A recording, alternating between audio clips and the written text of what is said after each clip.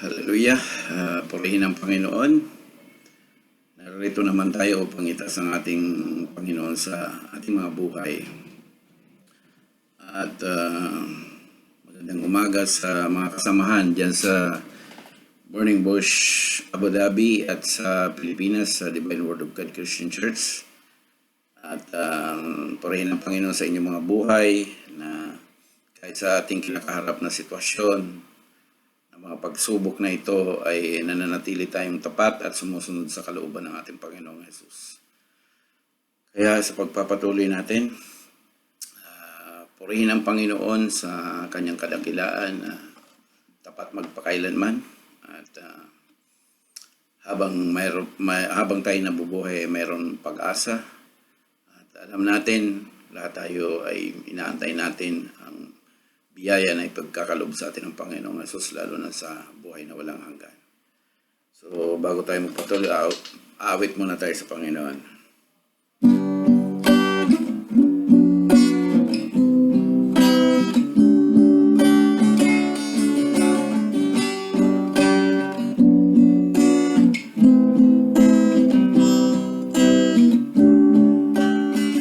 By His stripes we are healed, by His nail-pierced hands we're free, by His blood we're washed clean, now we have the victory.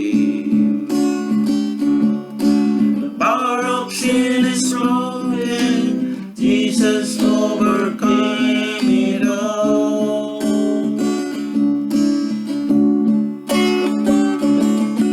He has won our freedom, Jesus has won it all.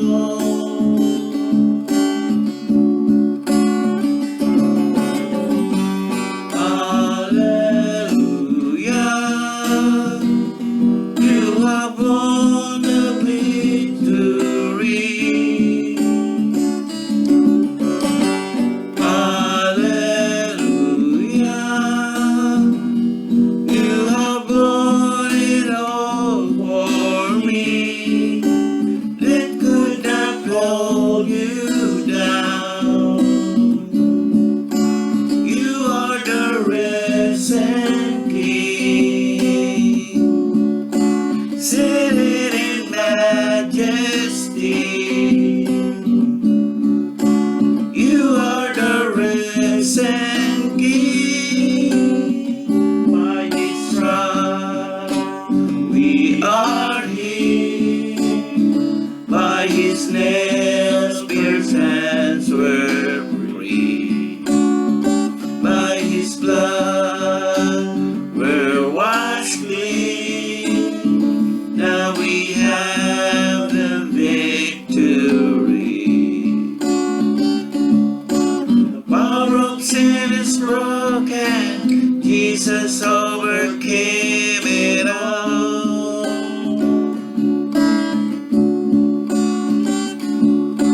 He has won the freedom, Jesus has won it all.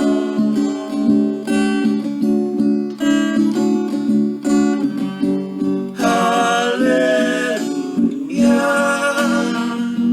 you have won the victory.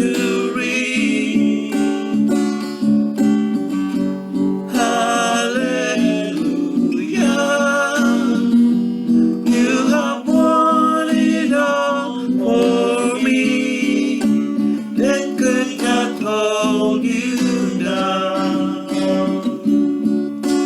You are the risen King, seated in majesty. You are the risen King. Our God is risen, He is alive. He won the victory, He reigns on high. Our God is risen, He is alive. He won the victory. victory. He reigns on high. Our God is risen. He is alive. He won the victory. He reigns on high. Our God is risen. He is alive. He won the victory. He reigns on high. Hallelujah. You have won the victory. Hallelujah. You have won it all for me. That could not hold you down. You are the risen King. Hallelujah.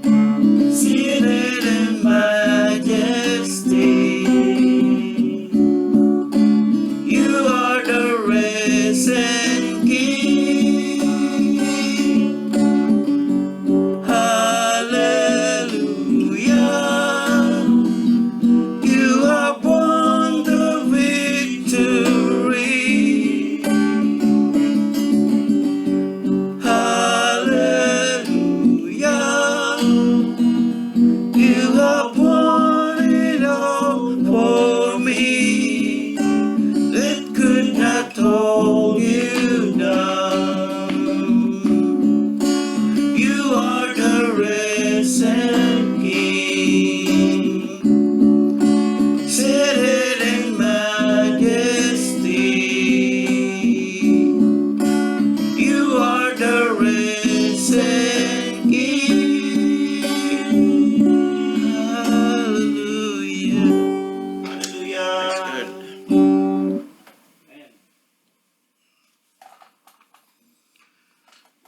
Okay, tayo pong lahat ay dumako sa ating mensahe ngayon. Praise God. So,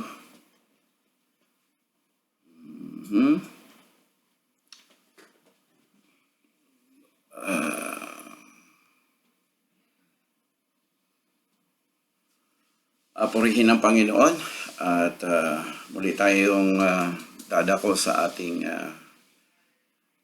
mensahe ngayong umaga at pakibukas niyo po ang 1 Peter chapter 3 verse 13 to 18. Buksan po natin ang Bible sa 1 Peter chapter 3 verse 13 to 18. Sa verse 13, umpisahan ko na, at sino ang gagawa ng masama sa inyo kung kayo'y masigasig sa paggawa ng mabuti? Subalit, magdusa man kayo nang dahil sa katuwiran ay mapapalad kayo. Huwag kayong matakot sa kanilang pananakot ni mabahala. Kundi sa inyong mga puso ay pakabanalin ninyo si Kristo bilang Panginoon. Lagi kayong maging handa na ipagtanggol sa bawat taong humihingi sa inyo ng katuwiran ang tungkol sa pag-asa nasa inyo. Ngunit gawin ito ng may kaamuhan at paggalang. Ingatan ninyong malinis ang budhi upang kapag kayo ay inalipusta, ang mga nagsasalita ng laban sa inyong mabuting paraan ng pamumuhay kay Kristo ay mapahiya. Sapagkat mas mabuting magdusa dahil sa paggawa ng mabuti kung iyon ay kalooban ng Diyos kaysa magdusa dahil sa paggawa ng masama. Sapagkat si Kristo man ay minsang nagdusa dahil sa mga kasalanan, ang isang matuwid dahil sa mga di matuwid upang kayo ay madala niya sa Diyos. Siya ay pinatay sa laman, ngunit binuhay sa Espiritu. So, purihin ang Panginoon sa pagkabasa ng kanyang mga salita. Tayo pong lahat ay manalangin. Purihin ka, Ama, sa magandang umaga na pinagkaloob mo sa amin. Salamat sa panahon na ito na binigay mo upang kami ay makalapit sa trono ng iyong biyaya at makapagpasalamat, makapagpuri at makahiling ng anumang mga bagay na ninanais mo para sa magagandang direksyon ng aming buhay na ipinangako mo mula pa nung una at kung anong mga ninanais mo sa aming mga buhay, Panginoon. Hayaan mo itong mga salita na aming pagbubulay-bulayan ay gamitin mo upang mabago ang aming pananaw sa buhay, maging maayos ang aming direksyon sa araw-araw, na kami po ay laging kaya-aya sa iyong harapan at katanggap-tanggap at maging tagumpay lagi sa ipinapagawa mo sa aming mga buhay. Kaya Ama, hayaan mo ang kapangyarihan mo na lumukob sa aming kalagitnaan at hayaan mo ikaw lamang ang maitaas at masunod ang iyong kapangyarihan. Salamat Ama, binabalik namin ang kapurihan sa pangalan ni Jesus. Amen. Purihin ang Panginoon at ang ating pag-aaralan sa ngayon ay karugtong ng ating pinag-aralan last week. Ang tema natin noon ay kung paano tayo tutugon sa mga mang-uusig natin dahil sa paggawa natin ng mabuti. Last week, kumbaga, ang ating illustration ay sa loob lamang ng church. Pero sa ngayon, palawakin natin ang mga nararanasan nating pang-uusig bilang mga Kristiyano. Hindi lamang sa loob ng church tayo nakakaranas na gawa ng masama o usigin bilang mananampalataya ni Kristo, kundi maging sa labas. Halimbawa, mga kaibigan, pag tayo ay na born again at lumayo sa kasalanan at gumawa ng mabuti, nilalayuan na tayo ng ating mga kaibigan. Mayroon ding mga magulang na ayaw na sa anak na maborn again. Mas gusto pa nilang patambay-tambay na lang ang kanilang mga anak kung saan man sa kanto at ayaw kibag-attend ng Bible study. So, nariyan din ang gobyerno mismo noon. Si Emperor Nero, noong unang panahon ay pinasusunog niya ang mga Kristiyano dahil sila daw ang dahilan ng kaguluhan sa kanilang lipunan. May ibang relihiyon na pinagpapatay ang mga Kristiyano dahil ang mga Kristiyano daw ay mga unbelievers. Parang yung ginawa ni Pablo nung wala pa siya sa tamang pananampalataya. Iba't ibang klase ng pang-uusig dahil sa ating paggawa ng mabuti or for living a godly lives and for doing what is good and right. Pero paano ba natin haharapin ang ating mga manguusig? Hayaan mo na lang ba? O papatulan mo ba? O matatakot ka? At yan naman ang ating pag-aaralan sa ngayon. So, ang title ng ating pag-aaralan ngayon ay Facing Our Oppressors. So, kung mapapansin natin, yung mga nakaraan ay mapapansin natin doon na within the church lang ang ating binigyan ng illustration. Pero ngayon, siguro naman nararanasan ng bawat isa na kahit saan ka pumunta o dati kang kilala na mas makasanlibutang pamumuhay pa noon, nung ikay nagbago, maraming tumutuya sa'yo, maraming kung ano-anong pinagsasabi, lalo na pag kilala ka sa isang lugar, sa komunidad ninyo. Pag ikay nabago, dalawa ang mentalidad ng tao. Mayroong nagsasabi na napakabuti niya, at least na bagong buhay niya. Mayroon nang magsasabi, mukhang nasisiraan na ng ulo yan. Pero sa ngayon, kung tayo ay malawak ang pangunawa, kaisipan, ganito ang ating gagawin. Kumbaga, paano nating haharapin ang mga ganung umuusig sa atin? Or ang title natin is Facing Our Oppressors. Or ang tema natin as Christians, bilang isang Kristiyano, how should we face our oppressors? O bilang mananampalataya, paano ba natin harapin ang mga umuusig sa atin? So, sa verse 13, sabi niya, sino ang gagawa ng masama sa inyo kung laging mabuti ang ginagawa nyo? Sino nga ba? Meron ba o wala? Pero kadalasan, meron pa rin. So ito, mayroong gumagawa ng masama sa atin kahit na mabuti ang ginagawa natin. Ang tawag dito ay pag-uusig o sa English ay persecution o kaya ay oppression. Ang isa sa mga dahilan ng mga pang-uusig sa buhay ng Kristiyano kagaya sa loob ng church ay inggit or jealousy. Amen po ba? So itong madalas dito, itong dalawang word na ito, inggit at saka jealousy. Pag ikaw ay kumbaga nagagamit ng lubos-lubusan, kakainggitan ka o magseselos. inggit at saka pagsisilosan nandoon.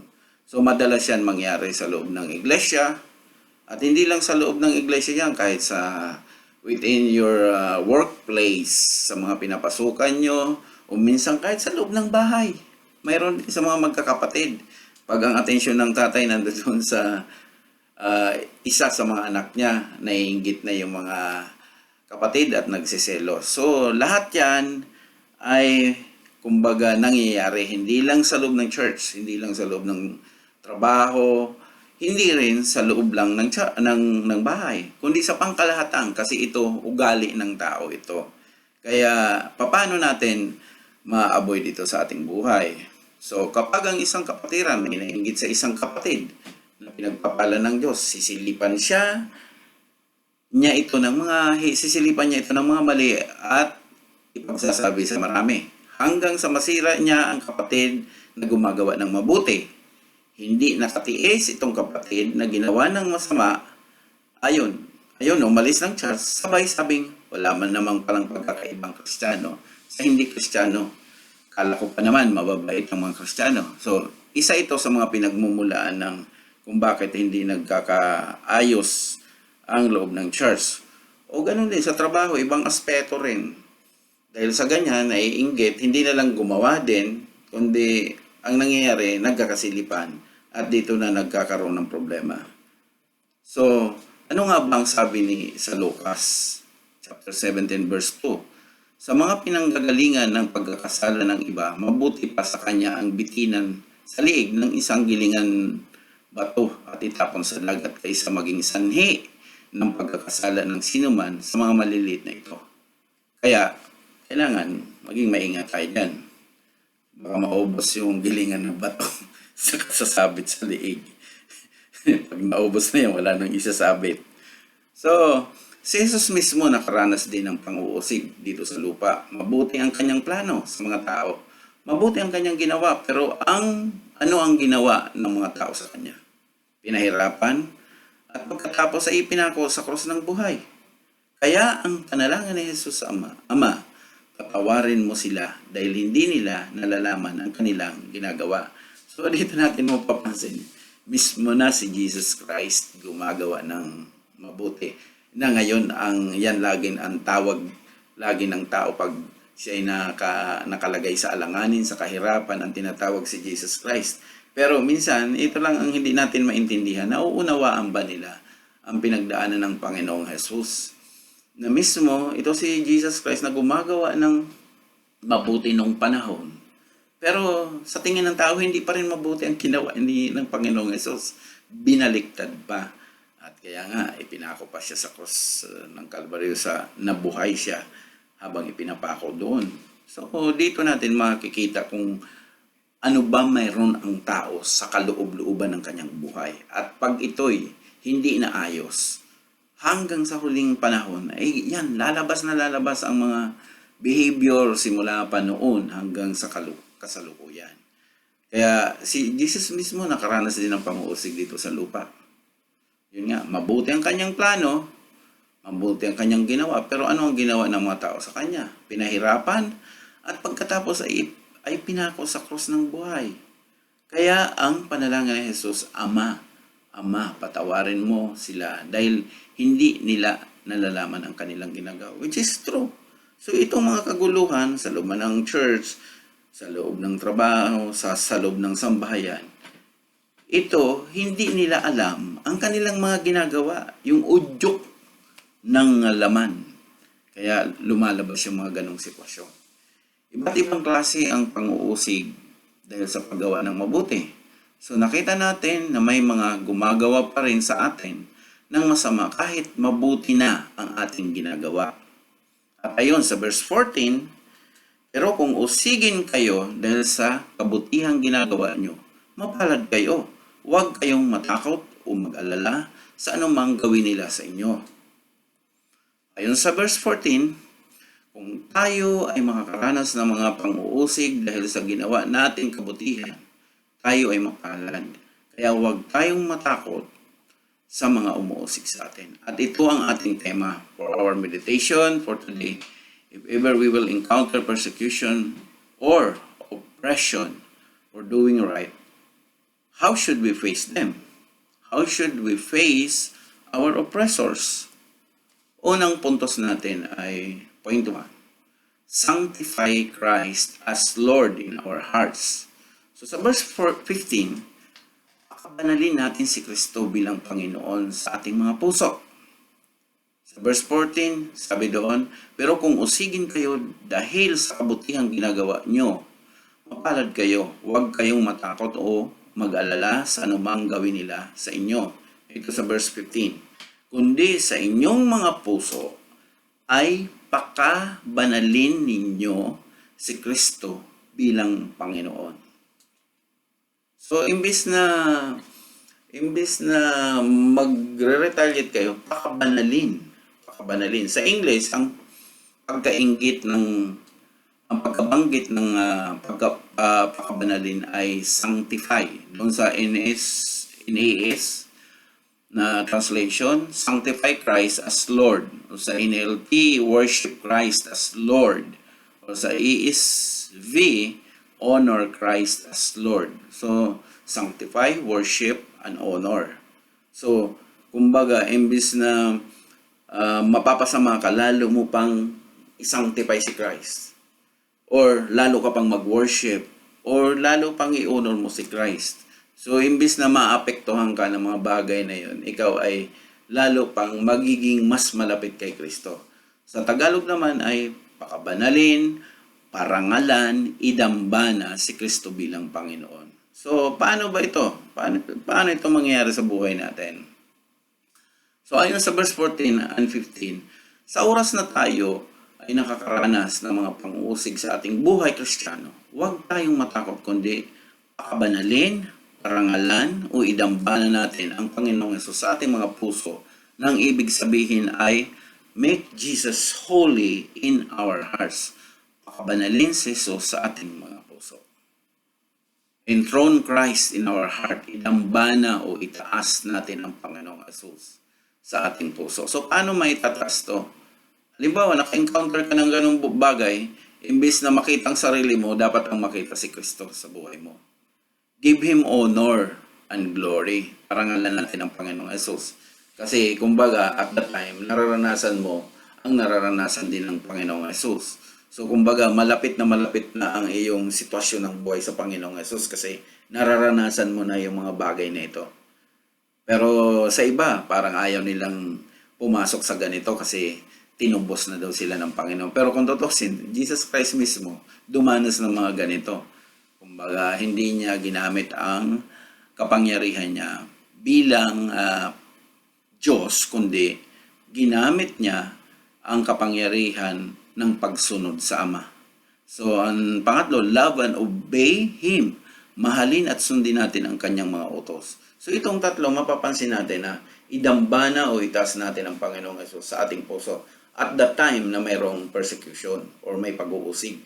Give Him honor and glory. Instead na, dapat i-glorify mo pang Panginoon at lalo ka pang sumunod, hindi yung tumakas o umalis o iwasan. Lalo mo pang sundin ang tama na sinasabi ng Scripture. At doon mo makikita na you are enthroning Christ in your heart or give Him honor and glory. Kasi tingnan mo si Jesus Christ, kahit na patuloy na pinapahirapan, hindi siya nag-give up.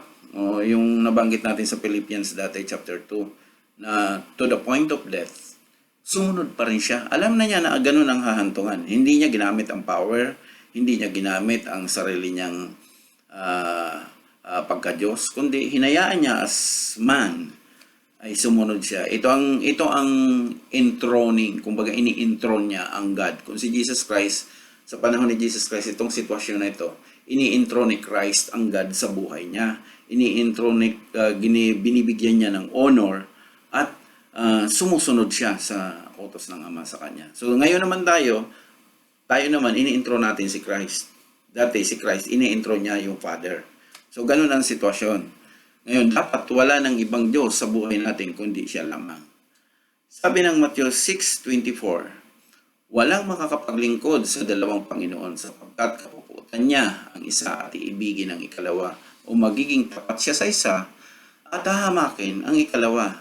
siguro sa ngayon, naunawaan natin kung ano ang ibig sabihin ng pakabanalin natin si Jesus sa ating puso. So, walang dualism. Kumbaga, siya lang talaga, ibig sabihin, buong buo ang ating puso para sa Panginoon. Kaya siya ay, kumbaga siyang may masusunod natin at may ipapasunod natin ang ninanais niya para sa buhay natin. So kung usigin tayo dahil sa paggawa ng mabuti, instead na matakot, pakabanalin natin si Jesus sa ating buhay. Parangalan natin siya, idambanan natin siya sa ating mga puso at mahalin at sundin natin ang kanyang kalooban. Parang ganito yan, the more we encounter oppressions for doing right, the more we do good. The more we enthrone Christ in our hearts, the more we love Jesus. Hindi natin susukuan ang mga umusig sa atin. Huwag tayong basta alis ng church. Hindi tayo bibitaw sa ating pananampalataya. So, pero kung ikaw naman ang nagkukos ng katigasan ng ulo, wala tayong magagawa doon. Sabi ko nga, kung inuusig ka na mabuti ang ginagawa mo, ba't ka sisibat basta? Mabuti naman ang ginagawa mo. Mabuti, magandang ikinukontribute mo sa gawain. Ba't ka sisibat? Yun nga ang pagkakataon as tinatawag yan na kung ikaw ang makakapagbigay ng solusyon doon sa mga taong hindi masunurin, edi napakabubuti. At yan, intindihin natin, yan ang mission mo, yan ang mission ng Kristiyano. Kaya ka nga, transform para doon sa mga hindi pa natatransform, ay mabahagian mo sila kung paano ka na-transform ng Panginoon. Ngayon kung na-transform ka, tapos mayroong taong kailangan pa ang transformation sa buhay, ay nasaktan ka dahil inusig ka.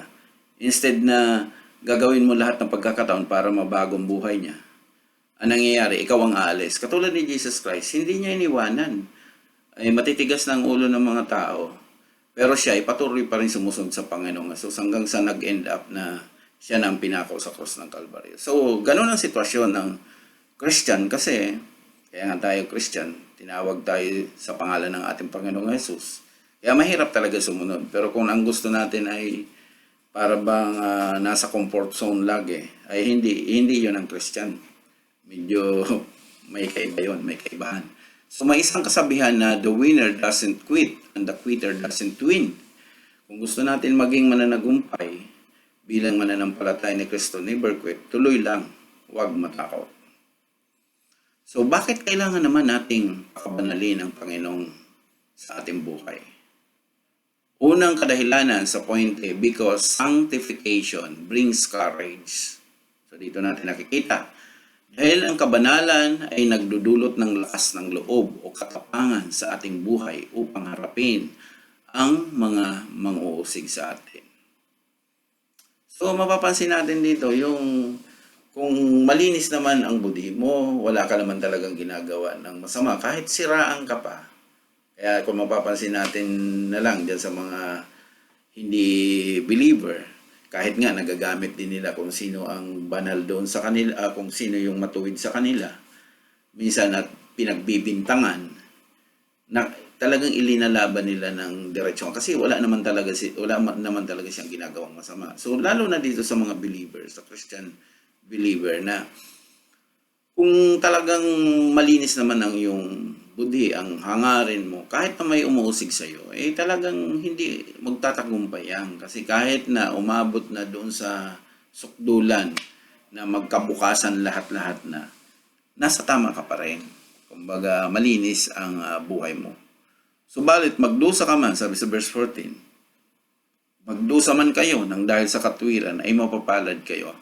Huwag kayong matakot sa kanilang pananakot ni mabahala. So ito yung pangako ng scripture na huwag kayong mabahala. So sabi, but even if you should suffer for the sake of righteousness, you are blessed, and do not fear their intimidation, and do not be troubled.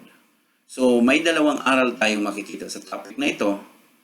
Sanctification leads to courage, and wickedness leads to fear. So nakita natin doon sa verse 14, and do not fear their intimidation. So ang intimidation kasi, pag ikaw ay binubuli at medyo matatakot ka na kung ano-ano mga sinasabi sa iyo at nagkaroon ka na ng takot, ay talagang ibig sabihin may ginagawa ka ring masama. Para maunawa natin ang ibig sabihin, dali natin sa isang illustration. Halimbawa, isang araw naglalakad ka sa kalsada at may nakita kang mga pulis o sundalo sa isang tabi na may mga bitbit na baril. Nag-aabang ng mga huhulihin na hindi naka-face mask at naka-face shield. So wala kang suot na face mask at face shield. Anong gagawin mo? Kung mayroon kang suot, siyempre kalma ka lang at diretso ka na lang sa iyong paglalakad o matatakot ka at iiwasan na mo sila. Tingin ko hindi. Kung ikaw ay kalma lang at wala kang takot na daanan sila, ibig sabihin wala kang nilabag sa batas ng lipunan. Nakakasunod ka sa protocol ng gobyerno.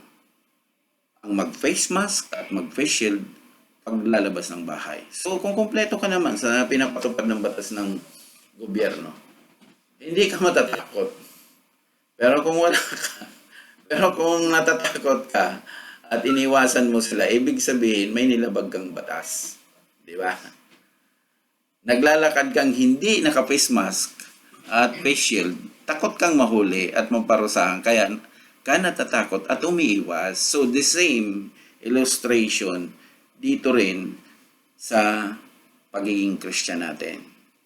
Kung may lihim kang ginagawa na masama at ayaw mong makita, siyempre konting lang, magagalit ka na kasi ayaw mong makalkal yung mga bagay na yun.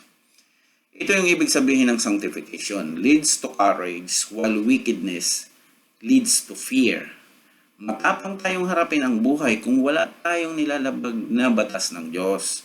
Pero kung meron, takot ang maghari sa ating buhay kahit walang nakakaalam sa nagawa mong kasalanan because of the guilt feeling inside. Ito yung magdadala sa iyo sa takot. Diba? May ginawa ka lihim eh. Ang guilt feeling ay parte ng ating katawan. Bigay ng Diyos upang usigin tayo pag nakakagawa tayo ng kasalanan sa Kanya. Sa tuwing tayo magkakasala, uusigin tayo sa nagawa nating kasalanan hanggat hindi natin naihihingi ng tawad sa Diyos ang mga nagawa nating kasalanan, hindi tayo mapapayapa. So, nakita po natin to. So, sa Panginoon kasi, ay pwede ka naman gumawa ng kasalanan kung hilig mo talaga yan na nakakagawa ka pero nililihim mo. Pero hindi ka talaga tatantanan ng conviction. Kasi sa Panginoon, lalo na yan ay labag. At ang gagawin sa iyo, laging ipapaalala sa iyo yung mga mali mong ginagawa hanggang sa bitawan mo talaga yan ng tuluyan. Kaya nga hanggang sa fully surrender mo sa Panginoon na ayaw mo na yung mga bagay na yan. Pero hanggat hindi mo na isusurrender yung mga yan, magtatago ka. Magtatago ka kahit saan dyan. Hindi ka magpapakita. Kasi bakit? Ang nangyayari kasi sa iyo, may lihim kang ginagawa na hindi kayaya sa Diyos. Pero ang Diyos ay ikukonvict ka. Kasi yun ang pangako ng Diyos sa atin. Ayaw tayong mapahamak. Pero maliban lang kung sa conviction ng Panginoon sa atin ay nire-reject mo na at gusto mong masunod ay ang nais mo, diyan na tayo hahantong sa hindi maganda, kapahamakan. Kung gusto natin maranasan yung mga lalo pang matinding disiplina ng Diyos sa ating buhay, ay huwag tayong tumigil sa ganun. Pagpatuloy natin, tingnan natin. Ikaw din ang makakaranas, tayo rin ang makakaranas sa ang gaganda ng paalala ng Scripture sa atin para makasunod tayo sa kalooban niya. Subalit kung nire-reject natin ang mga ito, tingin ko, mahihirapan tayo. Tayo rin ang daranas ng consequence lahat na pinagagawa natin sa ating mga buhay. Kasi tayo rin ang gumawa niyan eh. So, Proverbs 28 verse 1. Ang masama ay tumatakas gayong wala namang humahabol. Ang ganda nitong verse 28, chapter 28. Tumatakas, wala namang humahabol. Kasi dahil sa kasalanan. Ngunit ang mga matuwid ay matatapang na parang leon. Ayan. So, dito ang ganda ng Proverbs 28 verse 1. Paano tayo magiging matapang upang pakabanalin ang Panginoong Hesus sa buhay natin sa oras ng pang-uusig? Iwasan natin ang lumabag sa utos ng Diyos para hindi tayo usigin ng ating guilt feeling. Ang guilt feeling ay nagdudulot ng takot.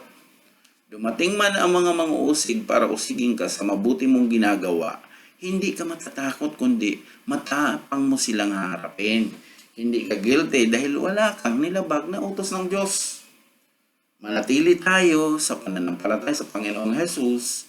Huwag po tayong panghihinaan ng loob o matatakot at lumayo sa pagsunod. Panghawakan natin ang kanyang mga pangako sa mga sumusunod sa kanyang kalooban.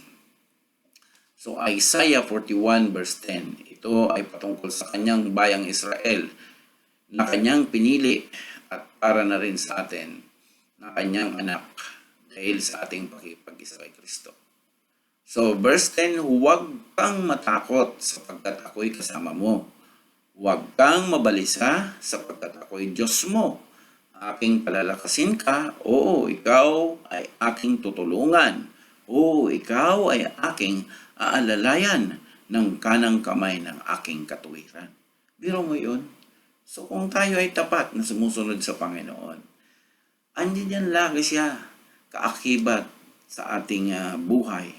Hindi niya hahayaan na mapapahamak yung taong matuwid na sumusunod sa kanyang kalooban.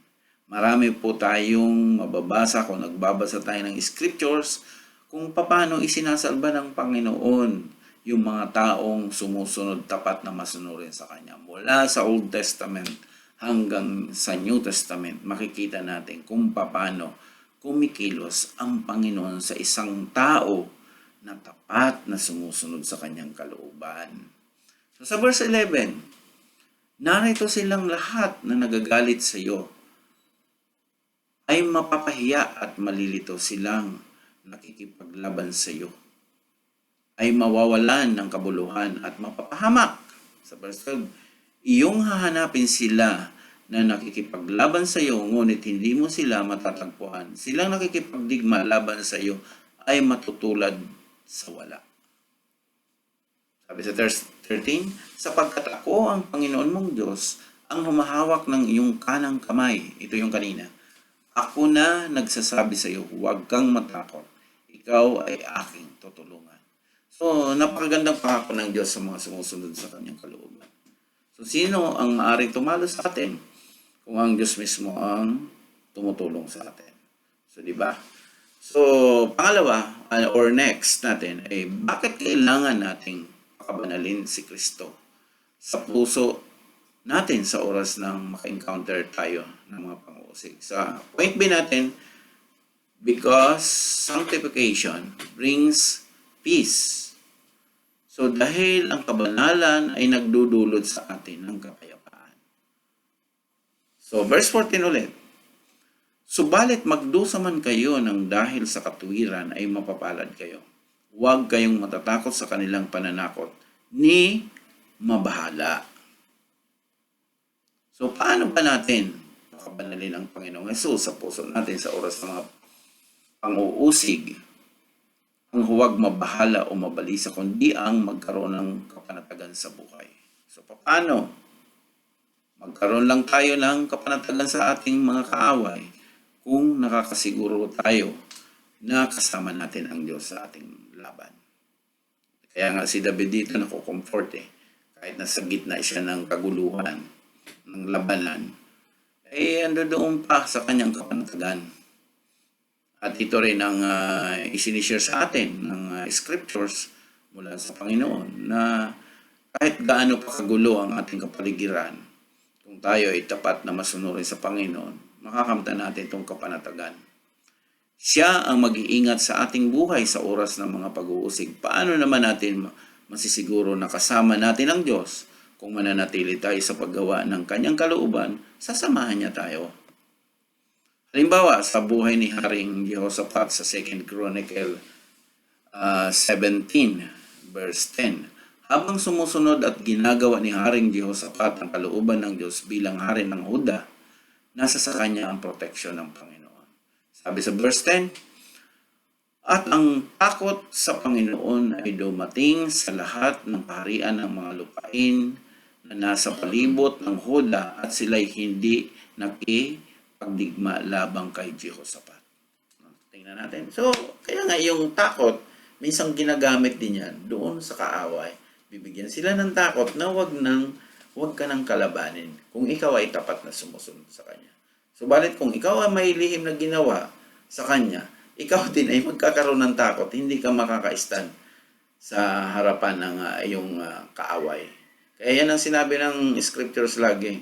Pag ikaw makasalanan, hindi ka makaka-stand sa oras ng judgment. Kasi nga, andun, kumbaga, pinababa mo ang sarili mo. Kumbaga sa spiritual na buhay, pag ikaw ay maraming ginawang kasalanan, pinababa mo ang sarili mo sa harap ng Panginoon. Kaya yun ang sinabi niya nung ni Samuel. Kung hindi ako nagkakamali, si Samuel, sinabihan niya si Saul, itinaas ka ng Panginoon, ikaw na napakaliit, naging tanyag ka, naging kilala ka. Tapos ngayon, pinapababa mo yung buhay mo sa harapan niya sa paggawa ng kasalanan. Yun doon po natin makikita na yung paglabag natin sa Panginoon, pinapababa mo yung buhay mo sa harapan niya. Ganon din sa atin sa ngayon. As long as we are doing the will of God, we are peace kahit na usigin man tayo dahil sa mabubuti nating gawa. Dahil ang Diyos ang makikipaglaban para sa atin. Sabi ni Nehemiah sa mga taga-Jerusalem, habang nire-rebuild nila ang wall of Jerusalem sa 2 Chronicle chapter 4 verse 20. Kaya kapag narinig nyo ang tunog ng trumpeta, pumunta kayo agad dito sa akin. Ang Diyos natin ang siyang makikipaglaban para sa atin. Di ba? So, praise God. Kaya huwag tayong bimitaw. Huwag natin sayangin ang pagkakataon sa ating mga buhay. Sabi ng awit ni David sa Psalms 27 verse 1 and 2, ang Panginoon ang aking ilaw at tagapagligtas. Sino ang aking katatakutan? Siya ang nagtatanggol sa akin, kaya wala akong dapat katakutan. Sa verse 2, kapag sumalakay ang taong masama upang ako'y saktan at magsisusugod ang aking mga kaaway, sila'y mabubuwal at magiging talunan. Tingnan mo, ito yung mga tao na nakawitness nung panahon kung paano kumikilos ang Diyos sa kanilang mga buhay. So ngayon sa atin, ito ba ay mangyayari?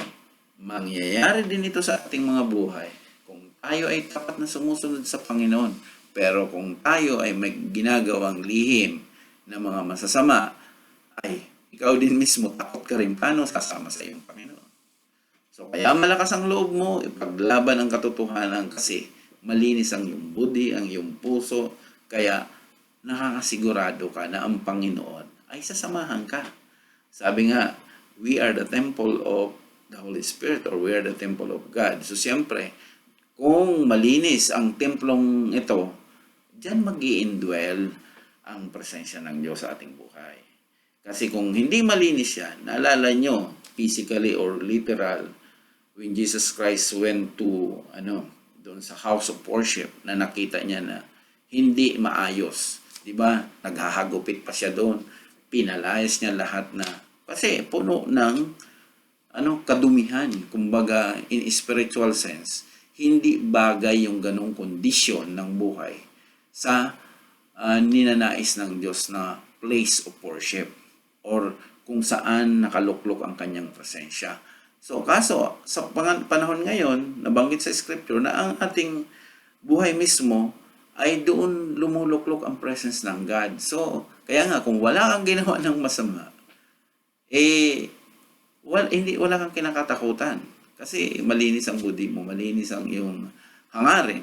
Subalit, pag may ginagawa ka, ay talaga katulad yun nung lugar na pinaglalatigo ng Panginoon. Jesus yung mga kung sino-sino doon na doon na money changer o kung ano pang mga bagay na labag na hindi dapat sa lugar ng place of worship, which is ganun din sa atin. Kung tayo ang templo ng Diyos, dapat yung mga ginagawa na hindi maayos, ay dapat mawala yan. Kasi ang nais ng Panginoong Hesus, kailangan malinis para maka-indwell ang presence ng God. Kaya kung nakakasunod ka sa kalooban ng Diyos, hindi ka talaga matatakot. Kahit sino pang kaharap mo. Kaya kung mga nakikita natin ang iba, umahantong sa punto ng kamatayan, hindi sila natatakot. Kasi nga, nandoon nga ang kanyang malinis at tamang pagsunod sa Panginoon. Kaya ang Panginoon, ini-empower siya sa kapangyarihan ng Espiritu Santo. So, pangatlong kadahilanan kung bakit kailangan natin pakabanalin ang Panginoong Hesus sa puso natin. Sa point C, because sanctification brings preparedness. Verse 15, dahil ang kabanalan ay nagdudulot sa atin ng kahandaan. Kundi sa inyong mga puso ay pakabanalin ninyo si Kristo bilang Panginoon, lagi kayong maging handa na ipagtanggol sa bawat taong humihingi sa inyo ng katuwiran ang tungkol sa pag-asang nasa inyo. So, lagi kayong maging handa. So, nakakapaghanda ka. Nakakapag-prepare ka. Kaya nga nandoon yung preparedness. Lagi kang handa. Sa oras, kumbaga season or out of season, dapat lagi kang handa. Kaya kung tayo minsan, andun impromptu, wala tayong dala-dala, wala sa inyo ito, wala sa iyo ito, na kundi sa inyong mga puso, ay pakabanalin ninyo si Kristo bilang Panginoon. So, bakit sila Pablo at Silas, nung sila ay ibinilanggo dahil sa kanilang pangangaral ng mabuting balita tungkol kay Kristo, instead na pagharian ng takot o galit sila ay nanalangin at umawit ng mga papuri sa Diyos. Bakit hindi sila natakot? Ito ang question. Dahil nakaredy sila sa mga ganitong pangyayari. So, nakuha na natin. They are prepared sa kanilang pagsunod sa Panginoong Hesus. Alam nila na maghirap man sila sa kamay ng mga umusig sa kanila, ililigtas sila ng kanilang Panginoon. So, doon pa lang, laging handa, laging preparado. Ganun po ang taong tapat na masunurin sa Panginoon. At tunay nga, iniligtas nga sila sa oras na sila ay nanalangin at umawit ng mga papuri sa Diyos. Biglang lumindol at natanggal ang kanilang mga kadena sa paa, nabuksan ang pintuan at nakalaya sila. Si Pablo, bakit niya napagtiisan ang mga pang-uusig sa kanyang buhay? Actually, at that time, mayroong pang napakagandang nangyari. Mismo ang jail guard ay tumanggap sa Panginoong Hesus. Mantakin mo yun. Na sa kabila ng papahirapan, mayroong purpose ang Panginoon doon. Kaya nga, masasabi natin, God is good all the time. Kasi doon na sa kabila ng mga kahirapan na kinakaharap ni Apostle Paul noon, sa kabila noon, mayroong pa nabuksan ang puso kaisipan at nakakilala sa Panginoon. At naligtas pa ang buong sambayan. So, dito makikita natin kung gaano kaimportante yung tapat ng pagsunod sa ating Panginoon. Nariyan, maraming beses siya nakulong, pinagbantaan ang kanyang buhay. Tumanggap siya ng nakagupit mula sa kanyang kapwa Hudyo at marami pang paghihirap at titiis ang dinanas niya. Maparangalan lamang niya ang Panginoong Hesus sa buhay niya. Bakit niya napagtiisan ang lahat ng iyon? Dahil nakahanda siya sa mga ganitong pangyayari bilang tagasunod ni Jesus. Sabi nga sa 2 Timothy chapter 3 verse 12, ang totoo, lahat ng nagnanais mamuhay ng matuwid bilang tagasunod ni Kristo Jesus ay daranas ng pag-uusig. Kung alam mo ito, nakahanda ka pag ito ay dumating. Hindi kagaya pag hindi mo alam, magtatanong ka pa, Lord, why me? Ayan. Di ba, madalas sa Kristiyan na sabi, bakit ako, Panginoon? Sumusunod naman ako sa inyo. O, di ba? Pero kasi nga, hindi mo nakikita yung buong sinasabi ng scriptures. Akala natin, kasi ang mga tinuro lang siguro sa atin, mga nakaraan, ang mga naintindihan natin, pag nasa Panginoon ka, para bang komportable ka sa lahat ng pagkakataon? Hindi. Kaya nga dyan pa tayo tinuturuan ng lubos-lubosan. Pag komportable ka at hindi ka na nakakaranas ng pag-uusig at lahat ng mga bagay na ito, dahil sa katapatan, wala ka na sa laman yan. Renapture ka na. Kaya habang nandito ka, hindi ka exempted sa ganyang sitwasyon. Pero ang iba kasi parang akala mo, basta ang pinaka-key doon, sumunod ka ng tama, sundin mang sinasabi ng scripture, huwag kang gumawa ng labag sa Panginoon. Ano man ang mangyari dyan, ginagawa mo pa rin ang tama. Makikita din natin ang mga halimbawa kung paano ang maging prepared sa pagsunod sa ating Panginoong Hesus. Sa Luke chapter 14 verse 28 to 30. Ang sinumang gustong sumunod sa akin ay katulad ng isang tao na nagbabalak magtayo ng isang tore. Una, iisipin muna niya kung magkano ang magagastos niya sa pagpapatayo at kung may sapat siyang perang gagastusin hanggang sa matapos ito. Verse 29. Sapagkat kung hindi niya ito gagawin, baka hanggang pundasyon lang ang maipagawa niya at hindi na maipapatapos.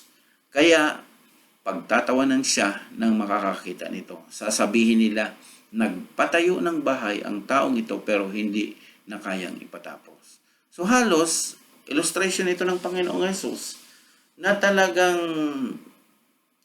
kung susunod ka sa Panginoong Hesus ng lubos-lubosan, isipin mo muna ng mabuti. Dahil bandang huli, aayaw. Marami na tayong obserbasyon na may sumusunod, later on nawawala. Tapos babalik sa dating buhay. At ito po ang nakakalungkot dahil big sabihin, yung endurance nawala na doon. Yung sigasig nawala na doon. Yung focus nawala na sa Panginoon. So pag nawala ang focus natin sa Panginoon, nawala yung pag-asa natin sa pangako ng Panginoon, ay talagang mawawala ka. Ganito ang magiging kondisyon ng buhay ng isang tao na hindi maipapatapos. Kasi katulad nito, papagawa ng tore, hindi ganun kadali. May sapat kang kakayanan. Lahat nakaplano. Sabagay, sa ating unang pagtanggap sa Panginoon, hindi naman natin alam pa kung anong mga susunod. Basta lang, kaya tayo tumanggap dahil nakita natin na nakakapagligtas, maliligtas ang ating buhay. Magkakaroon tayo ng buhay na walang hanggan. Pero yung patuloy kasi na inaaral ang scripture, sa iba, nawawala ang mga ito. Kaya dapat, the more na nagbibilit, sabi nga ng Joshua 1, babalik na naman ako doon. Yung ang utos doon kay Joshua, meditate the word day and night para maging successful sa lahat na bagay. At ito ang pinakamahalaga. Kung di tayo nagbubulay-bulay ng salita ng Panginoon, kung hindi natin iniintindi, inaaral ang salita ng Panginoon, panghihinaan tayo ng kondisyon, ng sitwasyon na habang tayo nandito sa sanlibutan. Kasi ang sanlibutan ay maraming kaparaanan upang pabagsakin tayo at upang ilayo tayo sa Panginoon. Kaya paghandaan po natin ang gusto ang ating buhay habang tayo sumusunod sa ating Panginoong Hesus. So pinakita ng mga verses dito na kung susunod tayo sa ating Panginoong Hesus, maging handa tayo para hindi tayo pagtawanan pagdating ng panahon. Baka mapagsabihan pa tayo ng di ba born again yan? Oh, ganun nga. Di ba pastor yan? Bakit nakikipagtong-its na? Oh, anong nangyari? So, paano natin kabanalin ang Panginoong Hesus sa puso natin sa oras ng mga pag-uusig? Lagi tayong maging handa na ipagtanggol sa bawat taong humihingi sa atin ng katuwiran ang tungkol sa pag-asang nasa atin. So, ayan pa naman. Alam mo na yung pag-asa ng Diyos na yan. Ang pag-asa mo sa Diyos. So, yan ang isishare mo doon sa mga lumalapit sa iyo na mga usig. Laging handa tayong ipakita sa kanila ang pag-asang nasa sa atin. Ang pag-asang kahit kailan hindi tayo mabibigo sa ating pagsunod sa ating Panginoong Hesus. Ito ang pinakamahalaga na kailanman hindi tayo binigo ng ating Panginoong Hesus. So tanungin kita, nakahanda ka ba sa iyong pagsunod sa Panginoong Hesus ngayon? Kung nakahanda ka, praise the Lord, magpatuloy ka sa iyong takbuhin. Kung hindi naman, maghanda ka dahil tiyak na darating ang mga pag-uusig sa iyo. Ayon sa 2 Timothy chapter 3 verse 12, mas maganda ang nakahanda upang maiwasan ang posibleng paglayo mo sa Diyos dahil baka mahirapan ka kapag dumating ang pagsubok. Pang-apat na kadahilanan kung bakit kailangan nating pakabanalin ang Panginoong Hesus sa puso natin. Sanctification brings gentleness and reverence. Verse 16. Dahil ang kabanalan ay nagdudulot sa atin ng kaamuhan at paggalang. So, verse 15 muna. Kung sa inyong mga puso ay pakabanalin ninyo si Kristo bilang Panginoon, lagi kayong maging handa na ipagtanggol sa bawat taong humingi sa inyo ng katuwiran ang tungkol sa pag-asang nasa inyo. So sa verse 16, ngunit gawin ito ng may kaamuhan at paggalang. Okay? Paano natin pakabanalin ang Panginoong Hesus sa puso natin sa oras ng pag-uusig? Dapat may kaamuan at paggalang ang ating pagtatanggol sa ating mga sarili. Maging halimbawa tayo sa mga umuusig sa atin sa pananalita, pag-uugali, pag-ibig, pananampalataya at malinis na pamumuhay. Sabi ni Pablo kay Timoteo sa 1 Timothy 4:2, huwag mong hayaang hamakin ka ninuman dahil sa iyong kabataan. Sa halip, maging halimbawa ka sa mga mananampalataya sa iyong pananalita, pag-uugali, pag-ibig, pananampalataya at malinis na pamumuhay. Huwag nating gantihan ang sigaw ang sumisigaw sa atin o chismis ng chismis. Kung may nakaraan na paninira sa iyo, huwag mong gantihan ng paninira.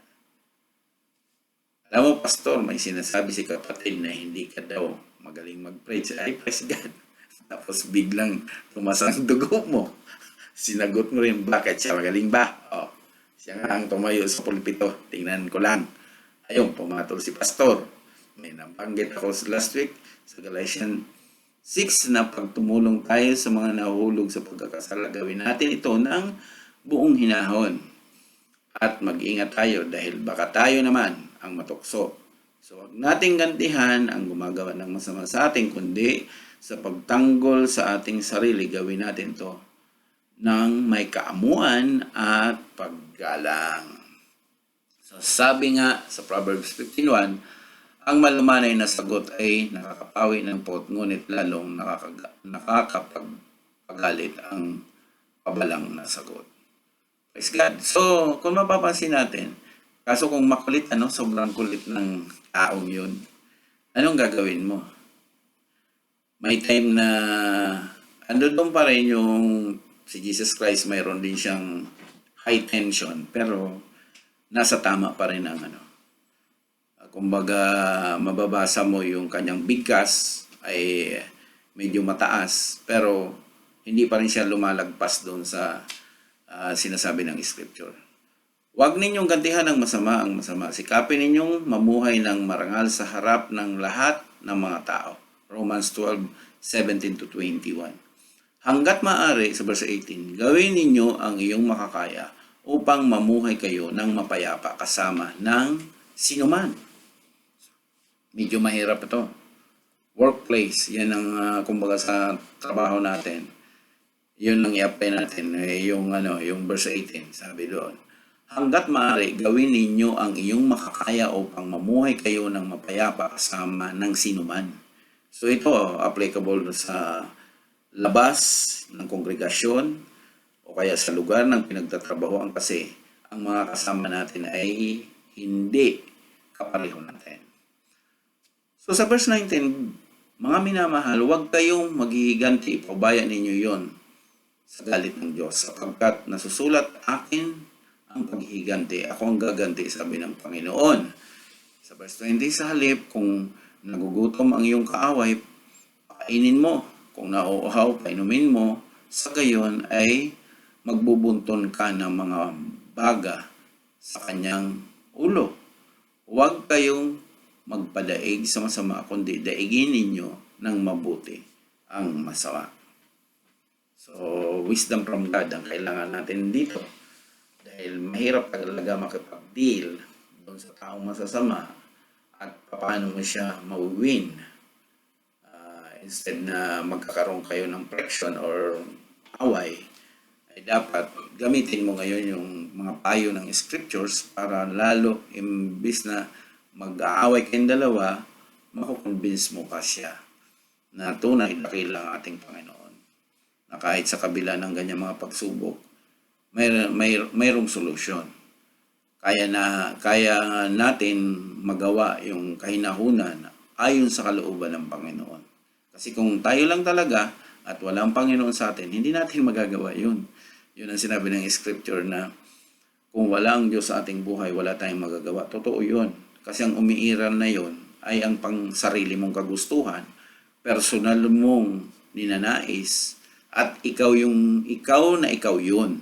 Pero kung pairalin mo ang kalooban ng Diyos at ikaw ay channel of blessing or instrument lamang, makikita mo na ang Panginoon ang kumikilo sa buhay mo. Kasi pinaubaya mo yung control sa Kanya. Kumbaga, parang katulad yan ng isang bahay. Ikaw ang may-ari ng bahay na yan. Ikaw ang nakatira dyan. Pero pag pinarintahan mo, hindi na ikaw ang may-ari. Ang nakatira ngayon dyan ang magre-renta. So, ibig sabihin, pag sino nandyan sa bahay na yan, siyempre, nagrenta. So, ngayon, kung pinaubaya mo sa Panginoon ang buhay mo, siyempre, ang Panginoon ang makikita doon sa templo na yan, which is your body as the temple of the Holy Spirit. So, point A, sanctification brings a good conscience. Ito na, conscience na. Ang kabanalan ay nagdudulot ng malinis na budhi. Verse 16, ngunit gawin ito ng may kaamuan at paggalang. Yun ang kanina.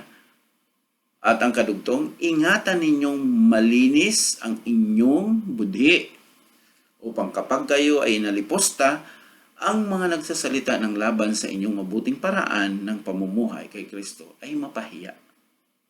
So kung may malinis ka na budhi, yung mga nagbibintang o anuman sa iyo, mapapahiya lang yan. May mga narinig tayong mga salita, my conscience is clear. Pag ang isang tao ay inakusahan ng pagkakasala, ang depensa niya ay, oy, wala akong ginawang ganyan, Hindi ko ninakaw ang cellphone mo. Nagsabi ako ng totoo. Malinis ang konsensya ko. My conscience is clear. Di ba ganun tayo? Paano ba tayo magkaroon ng malinis na budhi? Na maidambana ang Panginoong Yesus o maparangalan ang Panginoong Yesus sa buhay natin sa oras ng mga pang-uusig. Ayon sa ipinakita ng verse 16, magkaroon tayong malinis na budhi. Upang kapag tayo ay inalipusta, ang mga nagsasalita ng laban sa ating mabuting paraan ng pamumuhay kay Kristo ay mapapahiya. Correct. Halimbawa, ay masipag lang yan kasi may natatanggap. Yan. Pero subukan mo, kayang tanggalan ng love gift yan. Iwan ko lang kung magpapatuloy pa yan sa paglilingkod sa Diyos. At nang dumating nga ang kagipitan at hindi ka nabigyan ng love gift ng church sa iyong paglilingkod, anong gagawin mo? Mananatili ka sa iyong paglilingkod. Dapat huwag kang magbabago upang mapahiya ang mga umaalipusta sa iyo. Pakita mo sa kanila na tapat ka sa iyong pagsunod sa Panginoon. May love gift man o wala. Di ba? Amen po ba? Kaya minsan dapat sanayin na natin ang sarili natin na huwag na walang love gift o anuman para hindi ang isip mo nakatuon lagi sa love gift na yan. Huwag pakitang tao lamang ang iyong paglilingkod. Kung pakitang tao, darating ang araw na mapapahiya tayo dahil dadalhin tayo ng Panginoon sa pagsubok upang subukin kung totoo nga ang paglilingkod natin. Kung mahirapan ka at umayaw ka, mapapahiya ka. Hindi malinis ang budhi mo sa mga sinasabi mo. Sabi ng Matthew chapter 15 verse 8, these people honor me with their lips, but their heart is far from me. So sa pamamagitan ng pagkakaroon ng malinis na budhi, idinadambana natin ang Panginoong Yesus sa ating mga buhay. In summary and conclusion, as Christians, how should we face our oppressors? Una, sanctify Christ as Lord in our hearts. Pakabanalin natin si Kristo sa ating mga puso bilang Panginoon. Why? Because sanctification, point A, brings us courage dahil ang kabanalan ay magdudulot sa atin ng katapangan. Okay. Point B, because sanctification brings us peace. Dahil ang kabanalan ay magdudulot sa atin ng kapayapaan. Point C, because sanctification brings us preparedness. Dahil ang kabanalan ay magdudulot sa atin ng kahandaan. Point D, because sanctification brings us gentleness and reverence. Dahil ang kabanalan ay magdudulot sa atin ng kaamuhan at paggalang. And point E, because sanctification brings us good conscience. Dahil ang kabanalan ay nagdudulot ng malinis na budhi. Kung magawa natin ang magdusa, kahit na mabuti ang ating mga ginagawa. Sabi sa verse 14 and 17, mapalad tayo. Dahil mas nais ng Diyos na magdusa tayo dahil sa paggawa ng mabuti, kaysa magdusa tayo dahil sa paggawa ng masama. Ang Panginoong Hesus mismo ang ating halimbawa na kahit walang kasalanan ay namatay para sa ating mga makasalanan para madala tayo sa Diyos. Verse 14, subalit magdusa man kayo nang dahil sa katwiran ay mapalad. Verse 17, sapagkat mas mabuting magdusa dahil sa paggawa ng mabuti kung iyon ay kalooban ng Diyos. Kaya magdusa dahil sa paggawa ng masama kaysa magdusa dahil sa paggawa ng masama. Sa verse 18, sapagkat si Kristo man ay minsang nagdusa dahil sa mga kasalanan, ang isang matuwid dahil sa mga di matuwid, upang kayo ay madala niya sa Diyos. Siya ay pinatay sa laman, ngunit binuhay sa Espiritu. Sabi ng Matthew 5 verse 10, blessed are those who are persecuted because of righteousness, for theirs is the kingdom of heaven.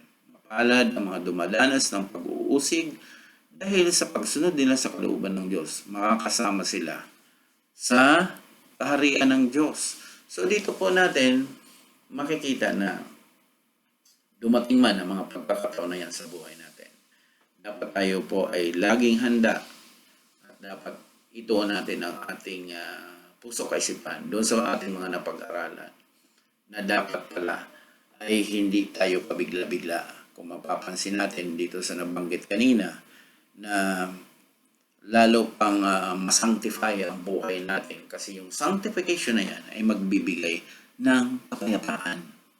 So the more na tayo ay naging closer sa ating Panginoong Jesus, the more na ando doon yung kapayapaan. Maraming beses na natin ang pag-aralan yan sa mga nakalipas na preaching na nandoon ang kapayapaan pag ikaw ay ang presensya ng Panginoong Jesus ay nasa sayo.